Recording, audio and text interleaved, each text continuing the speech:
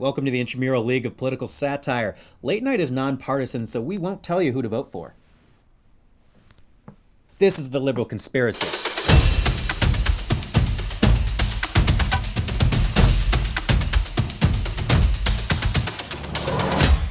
Today's haircut, of course, is the Corbin Dallas.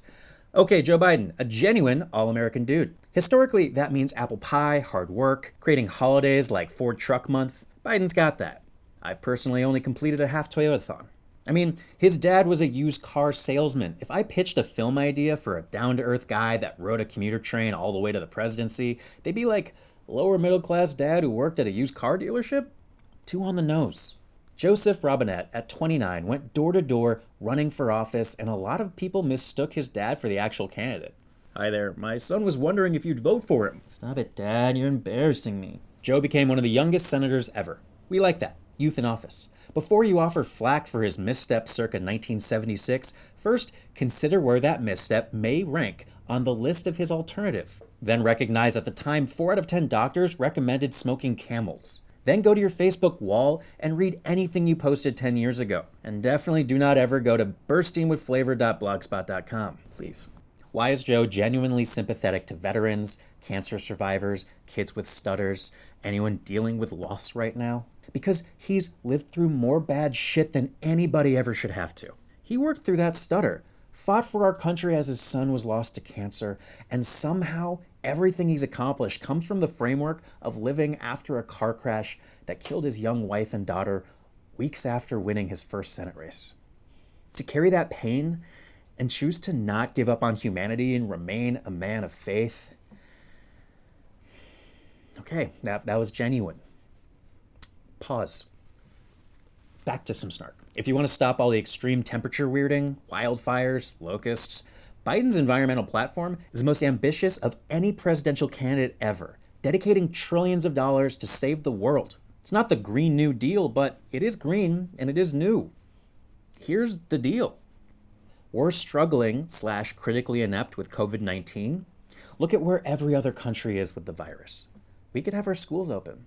It didn't have to be this way. And Joe has a plan. It's called listen to experts, care about human life, heal the economy by solving this properly. Honestly, a Biden presidency has so much potential to have a tremendous positive impact on our lives. As a baseline, democracy does not literally die in darkness.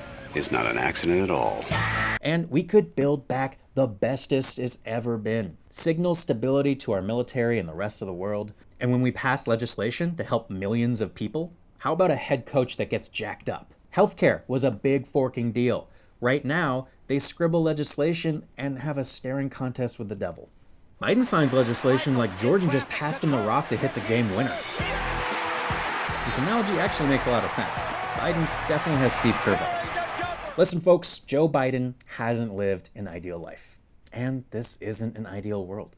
Joe Biden has lived an extraordinary grounded life, and these are extraordinary times that require his experience. We need a real person to lead America, and it would be such a relief to have a normal average Joe. If you're still not 100% on why we need to help Joe win big, wait, let Alonzo Bodden tell you.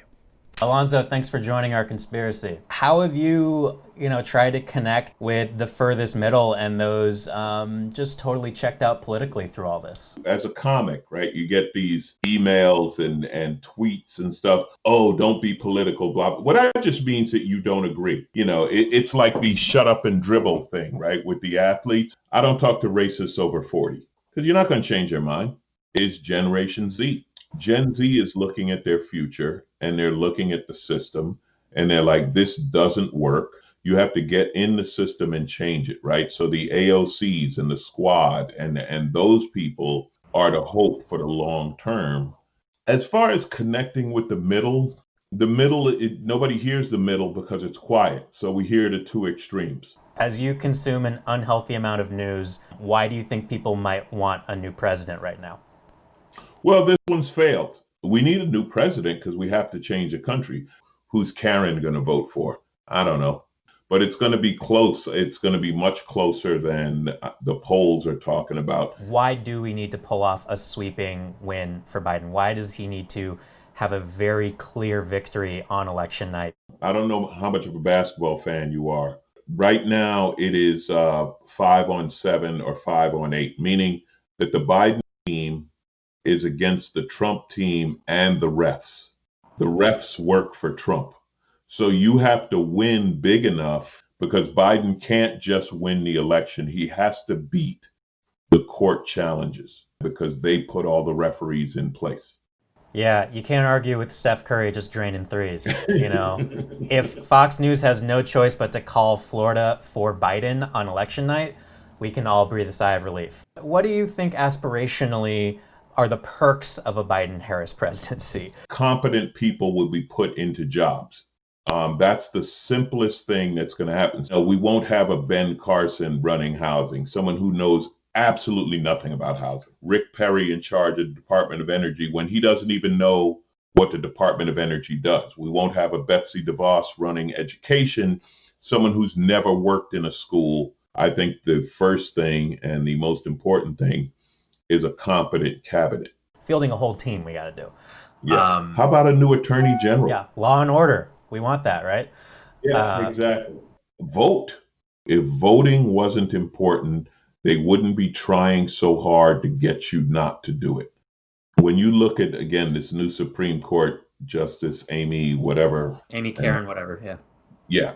She's more into suppressing the right to vote than suppressing the right to own a gun. So which is more powerful?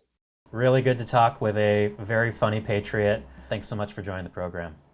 We considered talking up Diamond Joe Biden's cool factor, but the Onion's meme factory literally could not dream it up better. So the dream I want to paint, as Alonzo alluded to, is that when we win, there's a fantasy draft for the U.S. cabinet. You like some Liz Warren, Bernie, Pete, Yang? We got an Ocean's 11 montage going down when we staff up Joe's cabinet. How about you vote for someone like Simone Sanders to do the job currently occupied by Stephen Mueller?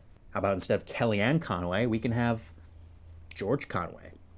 Or their daughter? America's most trusted news source. You get it.